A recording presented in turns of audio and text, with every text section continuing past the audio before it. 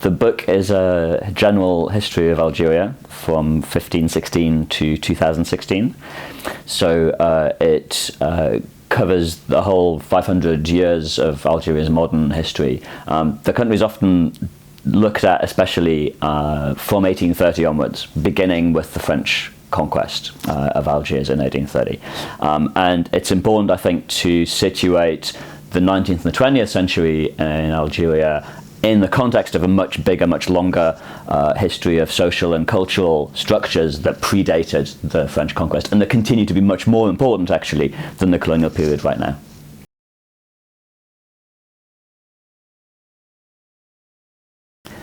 So Algeria is often written about as a country that has seen a great deal of violence and whose people are often portrayed mainly as victims.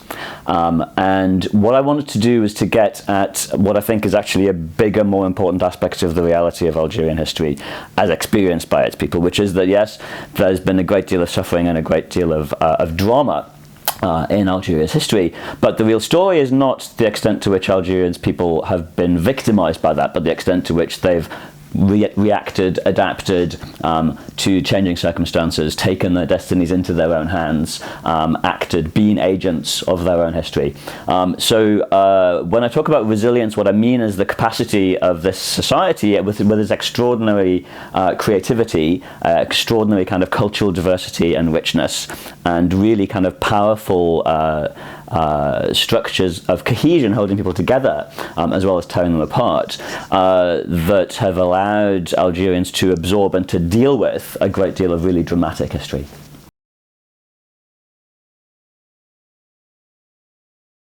So if we go back 20 years, obviously that puts us in the late 1990s, and most people know what was going on in Algeria in the late 90s, the violence of the civil war, the repression of an Islamist insurgency, the insurgency itself, the very murky and unaccountable nature of the violence.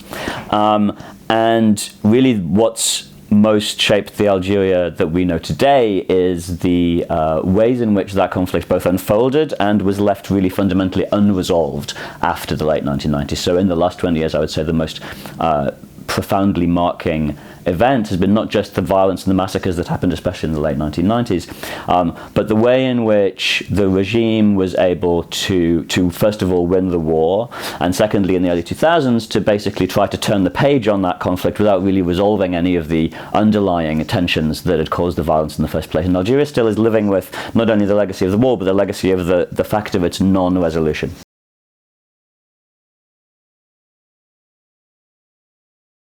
So as I said before, I mean, I think there are a lot of stereotypes about Algeria. Algeria is a place that frequently is talked about in terms of other things. It's important because it's a kind of post-colonial poster child from an earlier generation. It's a kind of revolutionary icon. It's a place that is almost synonymous, almost a kind of metaphor for a certain kind of really extreme suffering. And this is true in the Arab world for kind of third worldist thinking generally, as well as people thinking mainly in terms of colonialism. And what I want to focus on especially is Algeria as a real country with real people living in it. And I would like readers to come away from this but with a sense that this is a real place, not just a metaphorical space.